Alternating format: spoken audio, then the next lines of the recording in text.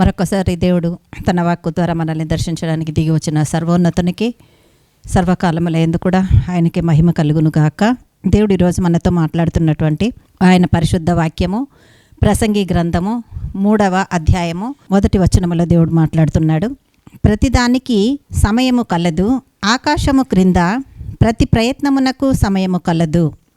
పుట్టుటకు, చచ్చుటకు, నాటుటకు, నాటబడిన దాన్ని పెరికివేయుటకు, చంపుటకు, బాగుచేయుటకు, పడగొట్టుటకు, కట్టుటకు, ఏడ్చుటకు, నవ్వుటకు, దుఃఖించుటకు, నాట్యమాడుటకు, రాళ్లను పారవేయుటకు, రాళ్లను కుప్పవేయుటకు, కౌగిలించుటకు, కౌగిలించుట మానుటకు, వెదకుటకు, పోగొట్టుకొనుటకు దేవుడు సెలవిస్తున్నటువంటి మాట, ప్రతిదానికి ఒక సమయం కలదు అని దేవుడు సెలవిచ్చాడండి.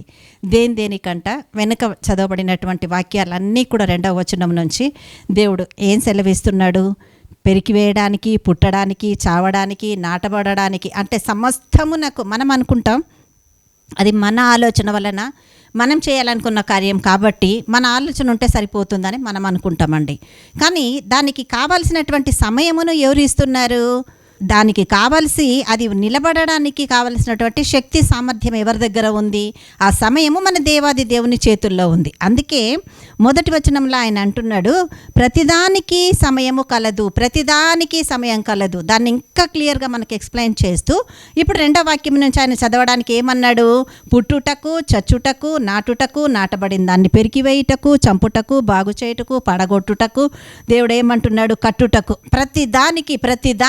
ప్రతిదానికి భూమి మీద జరిగే ప్రతి దానికి కూడా దేవుడు ఒక సమయాన్ని పెట్టి ఉన్నాడండి. ఆ ప్రతిదానికి సమయము పెట్టిన దేవుడు ఆకాశము క్రింద ప్రతి ప్రయత్నమునకు సమయము కలదు అని దేవుడు సెలవిస్తున్నాడు. కాబట్టి ఆకాశము క్రింద అంటే భూమి మీద చేసే ప్రతి ప్రయత్నానికి కూడా సమయము కలదు అని దేవుడు మనతో మాట్లాడుతున్నాడు. కాబట్టి దేవుని బిడ్డలమైన మనము గ్రహించాల్సింది ఏం సెలవిస్తున్నాడు దేవుడు?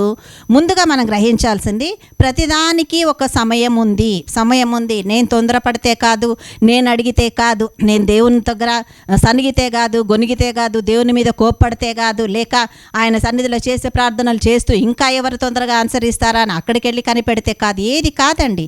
ఈరోజు దేవుడు నీకు ఇస్తున్న వాగ్దానం ఏమై ఉందంటే ప్రతిదానికి సమయం కలదు అని దేవుడు సెలవిస్తున్నాడు. ముందు మనం గ్రహించాల్సింది, నాకు కావాలనుకున్న దానికో లేక ఇతరుల కొరకు నేను అడుగుతున్న దాని కొరకు ప్రతిదానికి కూడా దేవుడు సమయం పెట్టి ఉన్నాడు. కాబట్టి ఆకాశము క్రింద ప్రతి ప్రయత్నమునకు కూడా సమయము కలదు అని అంటున్నాడు. ఆకాశం క్రింద అంటే భూమి పైన ప్రతి ప్రయత్నానికి కూడా దేవుడు ఏం చేస్తున్నాడు? సమయం కలదు. అది నువ్వు అనుకున్నప్పుడో, నేను అనుకున్నప్పుడో, మనం అనుకున్నప్పుడో వెంటనే జరిగిపోవాలా, వెంటనే అయిపోవాలా కాదండి, ఏది కుదరదండి అట్లా. కాబట్టి దేవుడు చేసే సమయానికి చేస్తాడు. దేవుడు ఇవ్వాల్సిన సమయానికి అన్నీ అనుగ్రహిస్తాడు ఆయన. అంతవరకు మనం చేయాల్సింది కనిపెట్టడం, ప్రార్థన ద్వారా ఆయన ముందు మొరపెట్టడం, ఆయనను ఆరాధించడం, స్తుతించడం, కీర్తనల ద్వారా ఘనపరచడం, ఒకరికొకరు బలం ఇచ్చుకోవడం, ఒకరినొకరు ఓదార్చుకోవడం, ఒకరినొకరు వాక్యము ద్వారా బలపరుచుకొని ఆయన సన్నిధిలో అడగడం, ఇవన్నీ మనం చేసి కనిపెట్టిన ఎడల ఆయన సెలవిస్తున్న మాట, ప్రతిదానికి సమయము కలదు అని అన్న సర్వసత్యాన్ని మనం ఎరగగలం. అది ఎక్కడ? ఆకాశానికి క్రింద, భూమికి పైన ప్రతి దానికి దేవుడు సమయము కలదు అని దేవుడు సెలవిస్తున్నాడండి ఆయన వాక్యం ద్వారా. కాబట్టి ఈరోజు నువ్వేమనుకుంటున్నావు? నేను అనుకున్నది వెంటనే నాకు జరిగిపోవాలా, నేను అనుకోగానే నాకు వచ్చేసేయాలా? కుదరదండి. ఒక తల్లి ఒక బిడ్డను ప్రసవించాలి అని అంటే 9 నెలలు కంప్లీట్ అవ్వాలండి. దేవుడు ఒక సమయాన్ని పెట్టాడు. ఆ సమయం లోపలే నేను అనుకున్న బిడ్డ నా చేతుల్లో ఉండాలి అంటే అది ఇంపాసిబుల్, అసలు జరిగే కార్యమే కాదు అది. దేవుడు ప్రతిదానికి ఒక సమయాన్ని ఏర్పరిచాడు. ప్రతి సమయానికి ఆ సమయానికి తగ్గట్టు నువ్వు నిలబడాల్సిందే, నువ్వు ఎదురు చూడాల్సిందే, నువ్వు అందుకునేంత వరకు దేవుణ్ణి గణపరచాల్సిందే. ఈ సత్యం ఈరోజు నీకు నాకు మనకు బోధిస్తూ దేవుడు సెలవిస్తున్నాడు. ప్రతిదానికి ఒక సమయం కలదు, తొందరపడితే జరిగిపోయే కార్యాలు కావవి. నా చిత్తముతో నేను నిన్ను స్థిరపరిచి నిన్ను ఆశీర్వదించి నీకు ఈ ఆశీర్వాదం నీ పట్ల ఇస్తే దాన్ని సంపూర్ణంగా నువ్వు స్వతంత్రించుకోగలవని అన్న ఆ సమయం వచ్చినప్పుడు మాత్రమే నేను నీకు ఇస్తానని దేవుడు మాట్లాడుతూ, ఆకాశము క్రింద అంటే భూమి పైన ఉన్న నీవు గ్రహించాల్సింది ప్రతి ప్రయత్నమునకు కూడా సమయము కలదని నువ్వు గ్రహించాలి. కాబట్టి ప్రియ దేవుని బిడ్డ, ఈరోజు కొన్ని సంవత్సరాలుగా మొరపెడుతున్నామండి, కొన్ని సంవత్సరాలుగా ఆయన ముందు అంగలారుస్తున్నామండి, నెల్లెళ్ళుగా ఆయన ముందు ఎదురు చూస్తున్నామండి. మాకు ఆన్సర్ రావట్లేదండి. మనుషుల వైపు చూసుకుంటూ పరిగెత్తుతున్నారేమో. దేవుడు ఈరోజు నీకు ఆన్సర్ ఇస్తున్నాడు, నీకు జవాబు ఇస్తున్నాడు. నీకు నేను జవాబు ఇవ్వబోతున్నాను. తొందరపడకు. ఒక సమయం ఉంది, ఆల్రెడీ నువ్వు ఆ సమయాన్ని దాటి దేవునికి దగ్గరగా వచ్చేసేవేమో, అందుకుండే సమయంలో నువ్వు ఉన్నావేమో. కొంచెం ఓర్పు చూపించు సహోదరి, కొంచెం ఓపిక కలిగి ఉండు బ్రదర్. దేవుడి రోజు నీకు ఆన్సర్ ఇవ్వబోతున్నాడు. ఆకాశము క్రింద ప్రతిదానికి ఒక సమయం ఉంది నాన్న. ఆ సమయానికి నేను మిమ్మల్ని ఆశీర్వదిస్తాను. నా వల్ల కావట్లేదమ్మా, ఇంట్లో చూస్తే చాలా గొడవలు అవుతున్నాయి, అందరూ నన్ను వ్యతిరేకంగా ఆలోచిస్తున్నారు, నా పట్ల ఎవ్వరు నన్ను పట్టించుకోవట్లేదు, ఎవ్వరు నాకు ఇంపార్టెన్స్ ఇవ్వట్లేదని అనుకుంటున్నావా? నీవు దేవుడు ఇచ్చే సమయంలోనికి నడిపించబడ్డావు ప్రియ దేవుని బిడ్డ.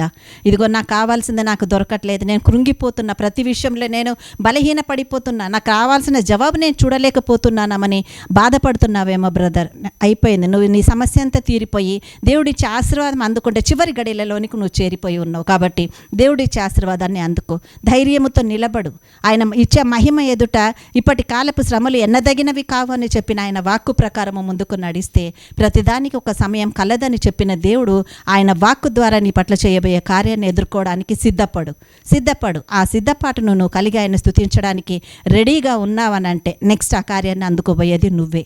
కాబట్టి ధైర్యంగా ముందుకు కొనసాగు. ప్రతిదానికి ఒక సమయం కలదు అని అన్నాడు. ఎక్కడ ఉంది? ఆకాశము క్రింద ఆ సమయము కలదని దేవుడు సెలవిచ్చాడంటే భూమి పైన ఉన్న నువ్వు అందుకోబోతున్నావు ఖచ్చితంగా. ఆ సమయం వరకు నువ్వు విశ్వాసముతో ఎదురు చూస్తే, వెయిట్ చేస్తే ఆ ఆశీర్వాదం నీదే. కాబట్టి అటు కృప ఆయన ఇచ్చే ఆశీర్వాదం అందుకొని ఆ సమయం కొరకు ఎదురు చూస్తా దేవుడిని నీవు మహిమపరచుదువు గాక. ఈ వాక్యం మనందరి పట్ల నెరవేర్చబడును గాక. ఆమేన్, ఆమేన్, ఆమేన్.